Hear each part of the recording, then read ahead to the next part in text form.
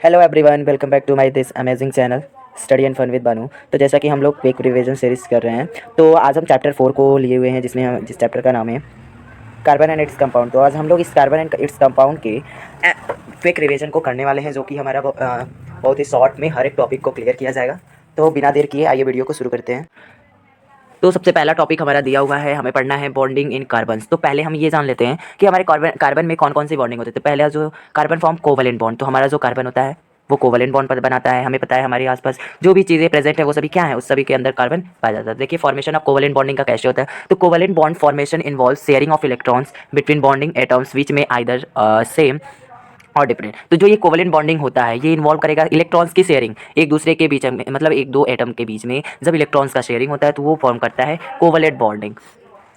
उसके बाद से आप पढ़ेंगे हम लोग कोवैलेंसी। कोवैलेंसी क्या होती है, कोवैलेंट बॉन्ड तो पढ़ लिया, कोवैलेंसी टर्म के बारे में जानते हैं। तो ये एक number of electron contributed by an atom for sharing is known as covalency. तो कोवैलेंसी एक क्या होता है कि जो नंबर्स ऑफ इलेक्ट्रॉन को दर्शाता है, कितना यूज किया गया फॉर शेयरिंग में, यूज हुआ है कितने इलेक्ट्रॉन्स। अब देखते हैं कि कैरेक्टरिस्टिक्स क्या क्या है कोवैलेंट कंपाउंड के। तो ये कंपाउंड्स होते हैं मॉलिक्यूलर इन नेचर होते हैं, नेचर में ये मॉलिक्यूलर होते हैं, मतलब एग्जिस्ट करेंगे सिंगल मॉलिक्यूल्स के साथ, ठीक है। ये इनसॉल्युबल इन वाटर होते हैं, मतलब सॉल्युबल में वो क्या कर सकते हैं, वो सॉल्यूट मतलब अच्छे से मिक्स नहीं होंगे। और सॉल्युबल होते हैं बेंजीन में, बेंजीन केरोसिन और पेट्रोल में ये सॉल्युबल होते हैं।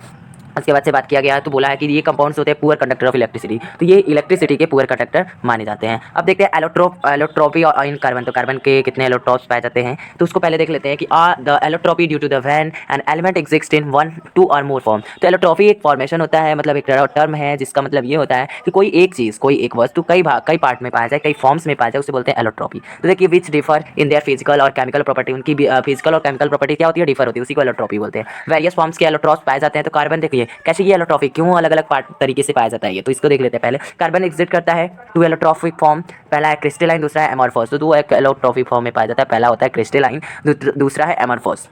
तो क्रिस्टलाइन जो फॉर्म होता है वो डायमंड है और ग्रेफाइट है, और एमरफस जो फॉर्म है वो कोल, चारकोल, लैम्प, ब्लैक, ये सभी चीज़ें हैं। यहाँ पे नेक्स्ट दिया है कि जो फुलरिन फॉर्म होता है एक अनदर तरीके का ग्लास का कार्बन के एलोट्रॉप है, जो अलग अलग तरीके के क्लास का एक कार्बन का एलोट्रॉप है। ये फर्स्ट वन टू आइडेंटिफाई वो C60, मतलब इसमें जो कार्बन पाए जाते हैं 60 कार्बन मिलके तब ये बनाता है which carbon atom arrange in the shape of football, जो कि एक फुटबॉल के शेप में होता है। तो फुटबॉल का शेप आप लोगों ने देखा होगा, तो वो उसी शेप में पाया जाता है, राउंड स्फेरिकल के जैसे होता है।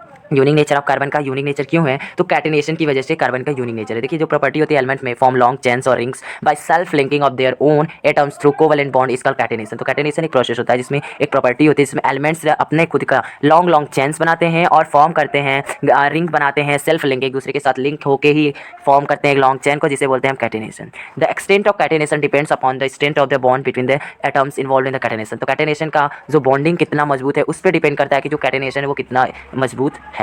अब देखते हैं सैचुरेटेड और अनसैचुरेटेड कंपाउंड्स के बारे में पढ़ा जाए। तो सैचुरेटेड का एंड अनसैचुरेटेड कार्बन, जो saturated compounds are valencies of all the carbon atoms are satisfied by single bond between them. तो सैचुरेटेड कंपाउंड ऐसी वैलेंसी होती है जिसमें कार्बन के बीच में जो बॉन्डिंग होगा वो सिंगल बॉन्ड होगा, यानी कि कार्बन कार्बन के बीच में जो बॉन्डिंग पाया जाएगा वो सिंगल होगा। जैसे कि यहाँ पे हमारा एक ये कार्बन रहा और ये दूसरा कार्बन रहा, इनके बीच में ये हमें दिख रहा है सिंगल बॉन्डिंग दिख रहा है, तो इसे हम बोलते हैं कैटिनेशन, मतलब कि बॉन्डिंग कितना स्ट्रेंथ है। तो सिंगल बॉन्डिंग जब होता है तो उसे बोलते हैं saturated. While in the unsaturated compound valency of carbon atoms are satisfied by the single bonds, thus in order to satisfy their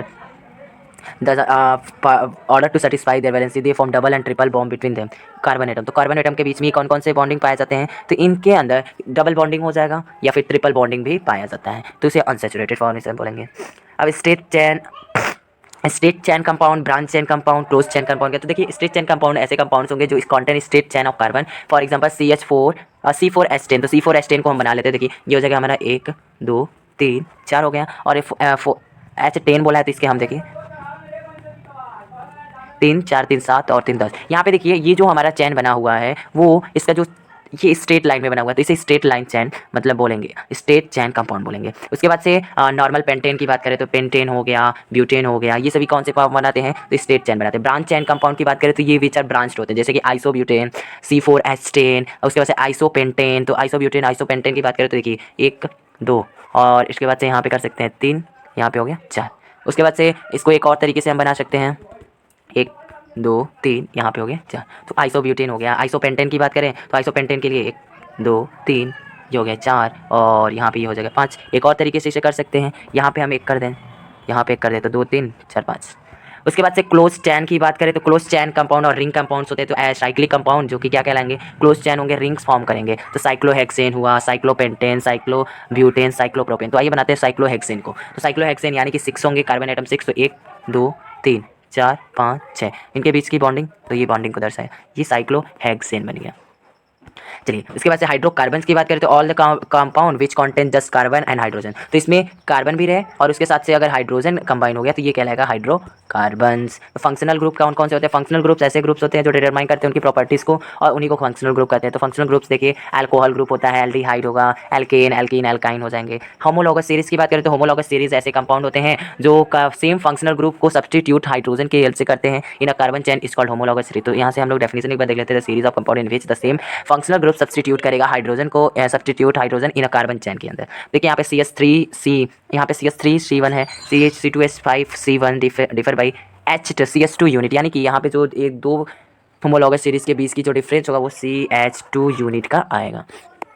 next देखते हैं नोमेनक्लेचर। नोमेनक्लेचर यहाँ पे ना chemist develop a set of rules for naming the organic compounds को नाम रखने के लिए केमिस्ट ने क्या किया, कुछ नाम भी डेवलप किया जिसे हम on their structure which is known as IUPAC rule के हिसाब से उसे दिया जाता है नाम। तो IUPAC का मतलब the IUPAC name of an organic compound consist of 3 part, इसमें कंसिस्ट होते हैं। इसमें प्रीफिक्स या वर्ड रूट्स जो होते हैं, और पहले हम प्रीफिक्स यूज़ करेंगे नोमेनक्लेचर करने के लिए, फिर उसके बाद से वर्ड रूट लिखते हैं और फिर सफिक्स लिखते हैं। तो देखते हैं नीचे पहले बताया गया वर्ड रूट क्या होगा। तो वर्ड रूट एक वर्ड रूट हो indicates the nature of a basic carbon skeleton, जो कार्बन स्केलेटन हमने लिया है उसके नेचर को इंडिकेट करेगा। उसके बाद से in case of functional group की केस में देखें तो it indicates the name of a compound with either a prefix या सफिक्स, के अलावा भी वो नाम बता सकता है उस compound. While adding a suffix to a word root, जब हम एक वर्ड रूट में सफिक्स को ऐड कर रहे हैं तो क्या होगा, terminal E of a carbon chain is removed if the carbon chain is unsaturated, and final the name of the carbon chain is substituted by in ine respectively for double and triple bonds. तो double और triple bond जब होगा तो N होगा या आइन होगा। अगर वो सिंगल बॉन्डिंग होता है तो वहाँ पे हम लोग इन बोलेंगे, तो एल्कीन, एल्केन, एल्काइन। उसके बाद से देखिए नेक्स्ट जो बोला है नीचे फंक्शनल ग्रुप्स एक चार्ट बनाया हुआ है, यहाँ पे हमने नाम दिया हुआ है। तो देखिए हमारे पास जो फंक्शनल ग्रुप है वो हेलोजेन है। कौन सा है फंक्शनल ग्रुप? वो है हेलोजेन है। ओके तो हमारे पास जो प्रीफिक्स और सफिक्स में यूज़ करना है तो क्लोरो, ब्रोमो और आइडो हमें यूज़ करना है। उसके बाद से फंक्शनल ग्रुप जो है हमारा, फंक्शनल ग्रुप जब लगाएंगे तो उसमें Cl या Br या I लगा सकते हैं। क्लोरो के लिए Cl, ब्रोमो के लिए Br और आइडो के लिए हम यूज़ करेंगे I का। उसके बाद से देखिए हमने एग्जांपल लिया हुआ है तो हमने यहाँ पे क्या लिखा, ब्रोमो प्रोपेन लिखा हुआ है, उसका स्ट्रक्चर यहाँ बनाया हुआ है। तो जब हम स्ट्रक्चर बनाएंगे तो देखिए हमने ब्रोमो प्रोपेन में कितने कार्बन होते हैं, तो 3 कार्बन होते हैं। तो 3 कार्बन को हमने पहले क्या कर दिया, ड्रॉ कर दिया। अब ब्रोमो इसमें ऐड करना है तो हम लोग एक तरफ क्या करें, कार्बन की 4 वैलेंसी होती है तो इसमें हम एक तरफ क्या कर देंगे, Br ऐड कर देंगे, यानी कि ब्रोमो हो गया और सभी क्या हो जाएंगे, हाइड्रोजन एटम्स को ऐड कर देंगे, ऐसे फॉर्मेशन हो जाएगा। ऐसे ही अगर हमें क्लोरो प्रोपेन बनाना था, आइडोप्रोपेन या आइडो पेंटेन, तो उसके लिए हम लोग ID या अगर क्लोरो रहेगा तो Cl यूज़ कर देंगे। चलिए नेक्स्ट देखते हैं अल्कोहल। तो अल्कोहल के लिए क्या यूज़ करना है, अल्कोहल ये हमारा फंक्शनल ग्रुप देखिए OL यूज़ होता है, OH को हम ऐड करते हैं। तो हमें बनाना था इथेनॉल बनाना था। इथेनॉल में हमने क्या यूज़ कर दिया, OH, यहाँ पे देखिए OH को ऐड कर दिया है और हमें फॉर्मेशन हो गया है इथेनॉल का। ऐसे एल्डिहाइड के लिए यूज़ होता है, एल्डिहाइड के लिए यूज़ होता है OH। उसके बाद से कीटोन के लिए यूज़ होता है CO, कार्बोक्सिलिक एसिड के लिए COOH होता है, एमाइन यानी कि अमीनो के लिए होता है NH2, एस्टर के लिए COOR यूज़ होता है, नथिंग एल्स। उसके बाद से सभी ऐसे होते हैं। अब ये आप लोग एक बार चार्ट अपने यहाँ हिसाब से एक बार देख लीजिएगा क्योंकि हमें क्विक रिवीजन कराना है। तो एक बार आप लोगों को मैं शॉर्ट में करके दिखा दे रहा हूँ, इसे एक बार रोक के वीडियो को पॉज करके आप लोग ध्यान से पढ़ लीजिएगा 1 से 2 बार। तो चलिए अब नेक्स्ट में हम बात करते हैं chemical properties of carbon compound. तो कार्बन कंपाउंड्स की क्या क्या केमिकल प्रॉपर्टीज होती हैं। तो पहली प्रॉपर्टीज बताइए क्या, कंबशन। कंबशन के मतलब कार्बन कंपाउंड जो होते हैं undergo combustion reaction to produce CO2 produce करते हैं और H2O जब कंबशन रिएक्शन में होते हैं, और इवोल्यूशन होता है हीट और लाइट का। तो देखिए CH4 को O2 के साथ हमने क्या किया, जब रिएक्शन कराया तो उसमें CO2 और O2 उसके साथ में हीट और लाइट है, यहाँ पे O2 रहेगा, O2O नहीं रहेगा, हीट लाइट उसके साथ मिलेगा। उसके बाद से ऑक्सीडेशन जब हम कराएंगे तो देखिए हमने इथेनॉल लिया था, ऑक्सीडेशन कराया, इथेनॉइक एसिड मिलाया था। Substance which are used for oxidation is known as oxidising agent. तो ऑक्सीडेशन के लिए जो यूज़ करते हैं वो उसे ऑक्सीडाइजिंग एजेंट बोलते हैं। एल्कीन जो KMNO4 वो एसिडिफाइड हो गया K2Cr2O7 में। एडिशन रिएक्शन की बात करें तो अनसैचुरेटेड हाइड्रोकार्बन जो होंगे जैसे कि एल्कीन और एल्काइंस, ये undergo addition reaction in presence of catalyst की प्रेजेंट में ये क्या होंगे, अंडरगो रिएक्शन होंगे। तो देखिए ये हमारा स्ट्रक्चर यहाँ पे दिया हुआ है, आप देख सकते हैं आराम से, 1-2 बार पढ़ लीजिएगा। उसके बाद से हम सब्स्टिट्यूशन रिएक्शन पढ़ेंगे। तो सब्स्टिट्यूशन रिएक्शन की बात करें तो सैचुरेटेड हाइड्रोकार्बन होते हैं गिव सब्स्टिट्यूशन रिएक्शन देते हैं methane in presence of sunlight undergo chlorination. तो देखिए जब हम मीथेन का यूज करते हैं तो क्या हो जाता है कि सनलाइट के प्रेजेंट की वजह से वो क्लोरिनेशन फॉर्मेशन कर लेता है। तो सम इंपॉर्टेंट कार्बन कंपाउंड्स की बात करें तो कुछ कार्बन कंपाउंड की अगर हम बात करें तो वो है जैसे कि अल्कोहल कंटेन करता है OH ग्रुप को।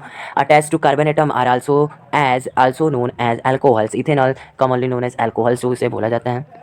प्रॉपर्टीज़ ऑफ इथेनॉल की बात करें तो इथेनॉल की जो प्रॉपर्टी होती है वो due to its weakly acidic nature, क्योंकि इसका जो एसिडिक नेचर होता है बहुत वीक होता है। इथेनॉल रिएक्ट करता है सोडियम के साथ और H2 गैस को लिबरेट करता है, यानी कि उसमें से निकलता है। तो देखिए यहाँ पे हमारा रिएक्शन भी दिया हुआ है। हमने क्या किया है, इथेनॉल को रिएक्ट कराया है सोडियम के साथ, इथेनॉल को रिएक्ट कराया सोडियम के साथ, हमें मिला सोडियम इथोक्साइड और H2 गैस रिलीज हो गया है। उसके बाद से रिएक्शन विथ कॉन्सेंट्रेटेड के बाद H2SO4 कॉन्सेंट्रेटेड H2SO के फॉर जब हमने रिएक्शन कराया तो हमें मिला क्या, यहाँ पे C2H4O2 H2O मिला हुआ है, ठीक है।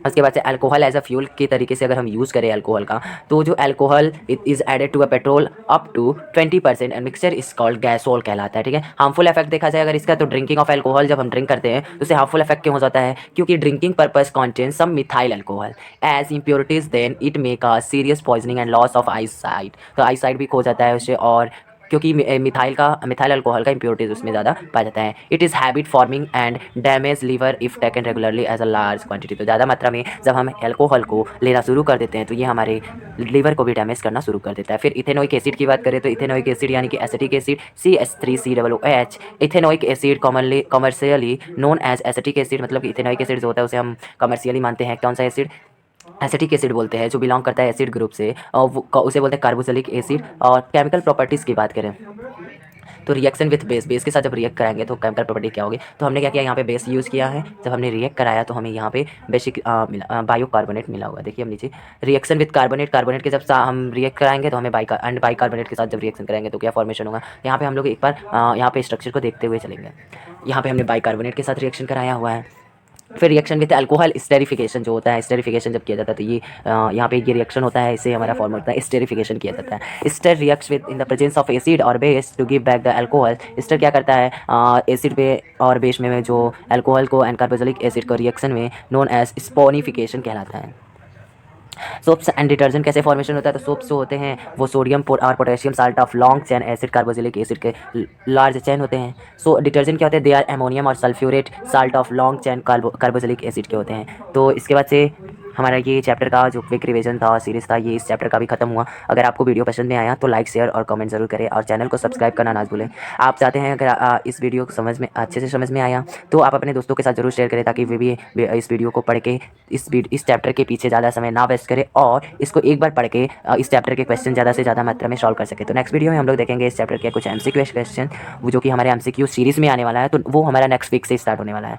तो चलिए इस वीडियो को अब खत्म करते हैं। अगर आपको वीडियो समझ में आया तो ज़रूर लाइक सब्सक्राइब और शेयर ज़रूर करें। आपके फ्रेंड्स इसको देखें और वे सभी इस चैप्टर को एक क्विक रिवीजन करके इसे अच्छे से पढ़ सकें। धन्यवाद।